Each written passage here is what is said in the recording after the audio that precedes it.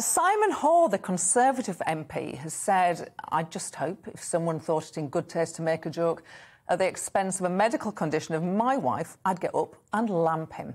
What do you think of those comments? Yeah, I know Simon. I don't think he's the lumping type, actually.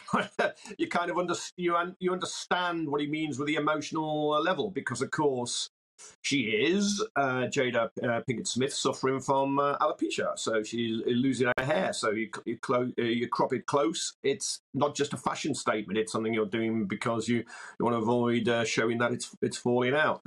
So you kind of get that emotional spasm. And you understand it. And that may, in the end, save Will Smith, because a lot of people might say, if it was my partner, I would hope to do the same. Or women might say, if I was insulted, I'd hope if I had a male partner, they'd stand up for me. However, I do believe that it's not the right way to do it, that violence is wrong. In many other workplaces, you'd just be sacked. Will Smith was allowed to hang around and pick up a Best Actor award. You do that in your office, or your factory, your call centre, your bus depot, your lorry park, whatever. Chances are you'll get a P45 and be sacked. Fair point. Do you think politicians should ever comment on this sort of thing, or is it wiser to stay clear? Yeah, it's interesting that, Gloria. A lot of them will get asked. I've no doubt Boris Johnson will be asked through Downing Street at the daily Westminster lobby briefing. Ministers appearing on TV, radio will be asked about it, because, as you said, it's what everybody is talking about. It's lit people up, and you have an opinion. Those opinions might evolve. But that Will Smith defence, John Prescott, who of course is probably most famous for that 2001 election punch when he hit a voter, Craig Evans, who'd egged him, thrown an egg on him. And he hit him with his left. You saw him turn around. John Prescott ready to launch his right. He was a former boxer. He was lucky because he said he was acting in self-defence, but he punched before he saw who had hit him. If it had been a woman who'd egged him and he'd smacked her in the face, it could have been very, very different. But he was told to apologise by Tony Blair, the Prime Minister, and Alistair Campbell, the Director of Labour Communications. He said, no, it's self-defence. And the country sided with Prescott. They just felt, look, if people are acting in a rowdy, unruly way, attacking somebody, they get what they deserve. So the question around Will Smith will be whether defending the honour in that way of his wife gives him almost a free hit on Chris Rock. But the other incident I remember with John Prescott was at the Brits in 1998, and a bucket of ice water was thrown over him by a member of the Anarchist band Chumbawamba Wumba. I think it was somebody called it Dan Burton or Bacon or something like that. And I remember Prescott at the time saying, "It's outrageous this has happened.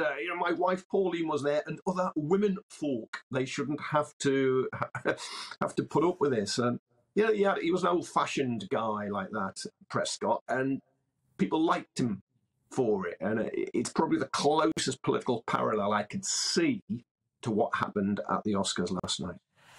Now, there was another punch by an MP in Westminster. He wasn't as famous as John Prescott, but the implications of his punch had quite far-reaching consequences. Tell us about Eric Joyce, the former Labour MP for Falkirk, and what happened.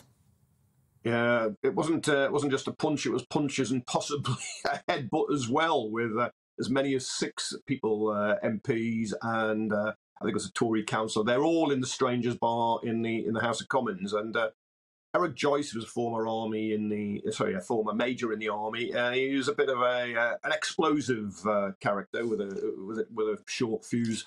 He was drinking in there, and he complained there were too many Tories in it, and he was said by one onlooker to have gone berserk. Ended up in court and fined for it, but he hit about 6 different people. Now, he was a strange character.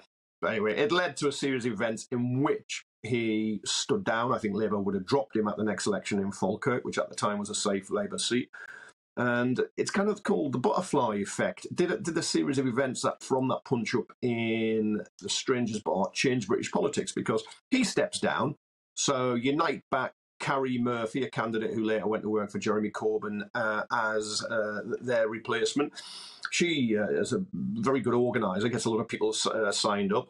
but she's put under huge pressure by the party over claims she acted unfairly. She absolutely denied that. I think she was actually unfairly stopped from standing for Labour. But anyway, she steps down. Labour lose all those seats in the general election of 2015. But crucially, Ed Miliband, who was the Labour leader at the time, because of what happened in Falkirk in the selection process, changes how Labour picks candidates, but also how it elects the leader. And that opened the door for Jeremy Corbyn in 2015. So it's unintended consequences. When Eric Joyce went on his rampage in Strangers Bar, you could have had no idea of the potential implications of what happened there. So you can throw a punch, you can do it at the spur of the moment, you can do it very quickly, but it can always have long-lasting impact. Kevin Maguire, I guess the moral of the story is don't punch people.